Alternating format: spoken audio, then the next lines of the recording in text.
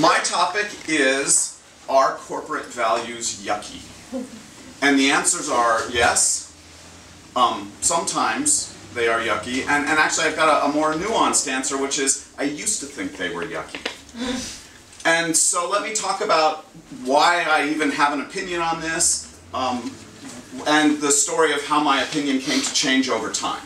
I had the very good luck of starting a company about 20 years ago, which has been growing for 20 years, and it's now about 10,000 employees. We just passed 10,000 employees and $5 billion in revenue.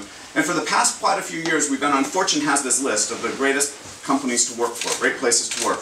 And we've been on that list for about 6 years now, and we actually were #1 one year. And so the question is, how did that happen?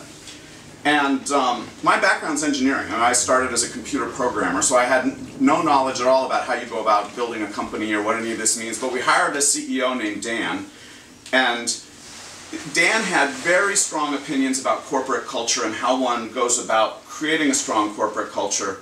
And I remember one of the very first company meetings that he ever spoke at, he stood up, the whole company at that time, our whole company was about 40 people, so think roughly twice the size of this room. And Dan had just joined, and you have to keep in mind, we were not yet profitable, we were not yet public, we were going to run out of money before too long if we didn't figure out how to get profitable in some more of our products which weren't working that well. So just to kind of give a sense of the issues that we were facing. And the brand new CEO stands up in front of the room and says that one of his top goals is he thinks we should create a list of company values. And I have to say, me personally, it gave me the heebie-jeebies. Like, what is he talking about? Why would this make any sense at all? I remember one, and I was the only one that felt that way. There was this one woman, her name was Florence Chan. She was in tech pubs, and she stood up, and again, the room's like twice this big. She stood up and she said, "How will these values be used against us?" She'd had a bad run-in with corporate values at a previous company. So I mean, it was like, everybody's like, what are you thinking? And Dan turns out pretty smart CEO. He stayed CEO for the next 14 years. And so he figured, you know, the time is not ripe. So he basically just dropped that topic. And we did not formally talk about corporate values again for, it was like a year and a half. But what he did do that was interesting is he just talked about stuff that he cared about. And I remember one meeting, it was the first, it was his first staff meeting, off-site staff meeting. So, you know, new CEO shows up, he's going to try and change the direction of the company, and he gets his staff. So there's 40 people in the whole company, his staff's like 8 of us. And so we go do an off-site, it's a 3-day off-site. And one of the issues that Dan was concerned about was people kind of backstabbing and bad politics, all of that kind of stuff. And so at the end of this 3-day meeting, he says, I want to go around the room, and I want all of you to rank the candor in the room. He said, what I mean by candor is, did you say the same thing in the room that you say outside when you're on break? And I don't know you that well yet, I just met you, but you know each other. Did that person say the same thing that you believe he's going to say outside the meeting room afterwards? And he said, so I'm going to go around the room, and I won't beat you up, I just need to know. So 1 is bad, 5 is good, go around the room. So we went around the room, the average score was like 2. And he didn't beat us up, he just said, okay, well, candor's important to me. I see we have some work to do. And he actually asked that same question at the end of every offsite for like the next 5 years. And he'd made a difference by then, and so we didn't have a problem with that anymore.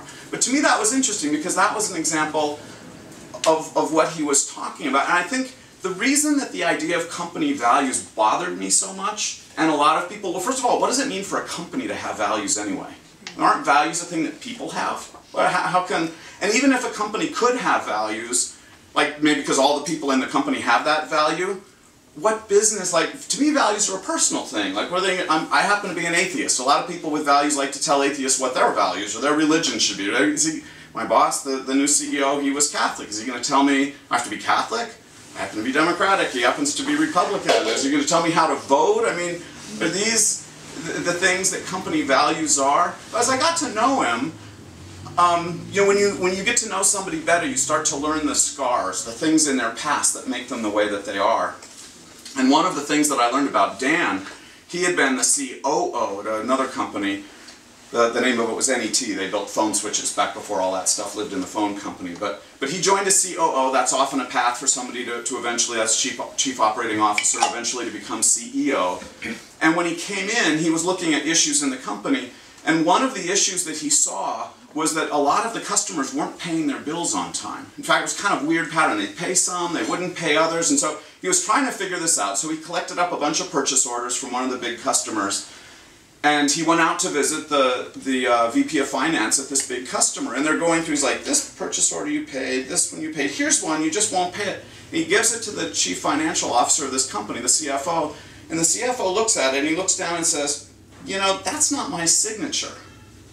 So it turns out what was happening at NET, at this company Dan was now the COO of, they were shipping people stuff they hadn't ordered. They were forging purchase orders. In fact, they had secret warehouses that were off the books. They were shipping some of the equipment they were shipping to companies that didn't order it. Some of it they were shipping to companies that didn't exist. And the fascinating thing about this is it turns out if you ship equipment to a company that they didn't order and bill them for it, often they'll pay. In fact, it's an excellent way to make your number for a period. And as Dan started unraveling this, it was an immense mess. The CEO ended up being fired. The chief financial officer ended up being fired. The VP of worldwide sales ended up being fired. There was an SEC investigation. There was a shareholder lawsuit. The stock went from like $36 to $5. And I think the thing that bugged Dan most of all of this stuff was they had actually been hiring on the basis of all this stuff they weren't actually selling, so they laid off a third of the employees. And so you kind of have to get to know someone to understand what they're actually really saying. When Dan stood in front of the company and said, I think we should have a list of corporate values, what he really meant was, that thing that happened to me at that other company where I worked, I do not ever want that to happen again. And so as I got to understand that better, my brain kind of shifted from thinking, what business of the CEOs is it to tell me my values, to thinking, you know, not sending customers equipment they didn't order, that could be the CEO's business. And so about a year and a half later, we went through this process again, and he said, let's write down, let's go visit the corporate values thing again. We were kind of warmed up, so we're doing the corporate values. And we're writing down things we believe. And the thing that got frustrating to me again this time was stuff I believe. You know, integrity, teamwork, that kind of stuff. Part of what bugged me was it just seemed like the same as everybody else's corporate values. And so, like, shouldn't they be unique? We're supposed to be an innovative company. Shouldn't we have different values than other people? And I started thinking more about it, and I decided a company's values are a lot like the constitution of a country. So let's just imagine, like, the four of you are starting a new country, and you're going, we should have a constitution, and she suggests, you know, how about freedom of speech? And then he goes, oh no, that one's taken. It's like, that's not the right way to think about it. You should, but probably a lot of the ideas that would be there that somebody else has thought about them before. So we wrote down these things, and it was fun. One of the guys actually said, we had all these standard values, and he said, these are good, I can't argue with any of these, but where does it say we're actually going to do anything? Like, well, we could have great values all the way as the company's augering into the ground. That'd feel good. And so we actually added a value which is get things done. And sometimes the different values are in tension. I mean, I think the Constitution's like that too. You've got the right to freedom of speech, but other people have the right to privacy, and it's not like it makes it easy. So now we have a list of values, and the question still is, what are they good for? And I got my best lesson in what the values can be good for, how they can be used in a meeting that we were having. It was a couple of years after we did this exercise of creating these values. And the conversation we were having in this meeting was whether or not to lie to a customer. And it's kind of amazing thinking back on it. The customer we were trying to decide whether or not we should lie to, it was the NSA. So like, if there's any customer, were they listening at the time? So they were working with two different companies that could sell them stuff, and neither company had the feature they wanted. It was this computer technology features, AFS, DFS, it's the name of the feature, it doesn't matter. The point is, they wanted this feature, we didn't have it, our big competitor, a company named Auspex, my company's name is NetApp, Auspex didn't have the feature, and they said, whoever can give us this feature in 12 months, we will buy from them. And we couldn't do the feature in 12 months. We thought it would take 18 months. Auspex said they could do it in 12 months, and we knew they couldn't. In fact, two of the founders of my company had worked previously at Auspex. We had written a bunch of that code. We knew it was going to take them at least 2 years. So that we weren't exactly saying, oh yeah, we should lie to the customer, like that was a good idea. But we told the customer they can't do it in 18 months, and the customer said, NSA said, you know, you worry about you, let them worry about them.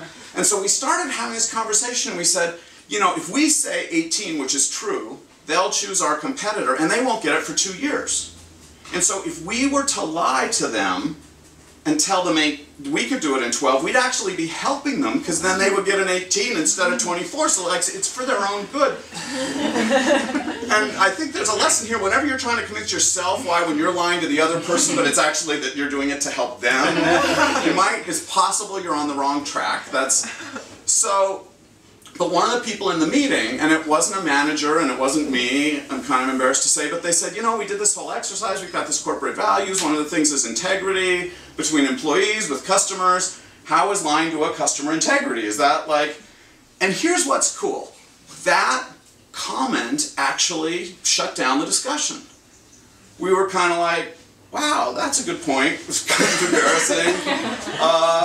And you know, we went back and we told them, look, we really don't think you're going to get it in 12 months from the other guys, but we're sorry, it's going to take us 18 months. And we lost the business. So, which is interesting, because I think part of what's funny about values, they're not always about the short win. So that experience made me think about a lot of different things. One of the things that made me think about was, what are values good for? And it took me back to the question that Florence Chan had asked, which is, how are these values going to be used against us? I have a question. How many people here have ever been a manager of other folks? So over half of you. You know, it's great being a manager. You have so many ways to beat up your employees. Right? I mean, you can fire them, you can put them on a performance plan, you can give them shitty work to do. You can make their lives a living hell, right? Realistically, it's not like you need one more way. But employees don't have that many tools to get back at managers. And if a manager will share some things and say, look, here's some things that are important to me personally. If you catch me screwing up on them, I wish you'd help me. Now you have to actually mean it, right? That actually has to be a true statement. But if that's actually a true statement and you share some things like that, that's maybe one of the best gifts that a manager could give employees. Like, here's some actual things that I believe that maybe you believe too. And all of a sudden, it's not like I'm telling you how you have to vote or what God to pray to. I'm just saying, here's some things I believe. You can use that to predict how I'm going to behave. You can call me on stuff. And all of a sudden, I'm starting to feel like values aren't so bad afterwards. So that's suddenly I'm like comfortable talking about them. Another thing, this long-term, short-term thing of values, it reminded me a lot of some of the values of different religions.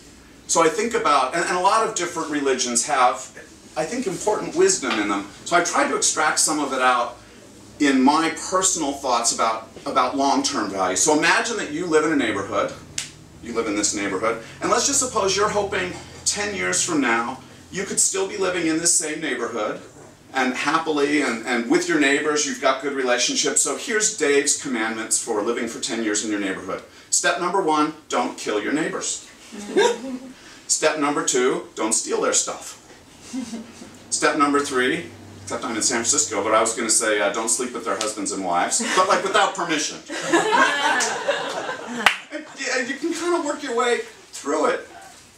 Here's the interesting thing about the long-term, short-term. So we lost the business against our evil competitor. Maybe I should call him Lex Luthor too. So the company Lex Luthor, we lost the business, and years later I found out not only didn't they deliver the feature in a year, or deliver it in 2 years, after they promised the feature and they won the business, they never started working on the feature. And and it was just like that. And so I'm happy to say that company's out of business now. And so even though I believe that corporate values are not, or any values, I mean even in personal life, they're not necessarily about the quick win or what makes you successful right now. In fact, if they were, we wouldn't even need them. Because if all you had to do was like at every point in time you go, I'm going to just do the thing that right now would be the easiest, best thing to do for, like, what would you need values for? You would just like do it. But I think values are actually to remind you about that longer term. And if you get the right values, you actually, it's a lot like what Robert Wright was saying about if it's self-interest, but you have to really think hard about it and think about it in the long term. One of the things that is very interesting to me as an engineer, when you think about building a corporation, it's kind of like programming, except instead of typing lines of code, you're using people as what you're building your corporation with. And I think that values are part of the glue that makes it all stick together. And I don't think we understand it very well at all. In fact, what I'm going to close with is just this observation that when it comes to that kind of dynamic of hundreds, thousands of people interacting with each other, I think it's magic. And I don't mean literally magic. I mean the kind of magic that Arthur C. Clarke was talking about. There's a famous quote of Arthur C. Clarke's, and he says, "Any sufficiently advanced technology is indistinguishable from magic." Show up on a desert island with an LED flashlight and cigarette lighters, or your Palm Pilot for however, or your iPhone for however long the batteries last, and all the natives are going to be like, wow, that's magic. But it's just because they don't understand it. I think we don't even understand how one brain works. I mean, we kind of a little bit understand how one brain works, but when you get multiple brains together, or thousands of them in a group, we don't understand it at all. And so I talked a little bit about building a company, but I actually think that's completely the wrong metaphor. I think the right metaphors are much more organic. You don't build companies, you nurture them. You plant them and they grow and magic happens. And you can water them or fertilize them or pluck weeds, but in the end it's not anything mechanical that you use as an analogy indicates way more understanding than you have of what's really going on. And since we don't understand, all that it really is magic. And we know a little bit about the magic, and I think values capture some of what we know as individuals and also through history, through the wisdom of religions and ancient philosophers. So my final answer is, are corporate values yucky? And I would say they don't have to be. Thank you.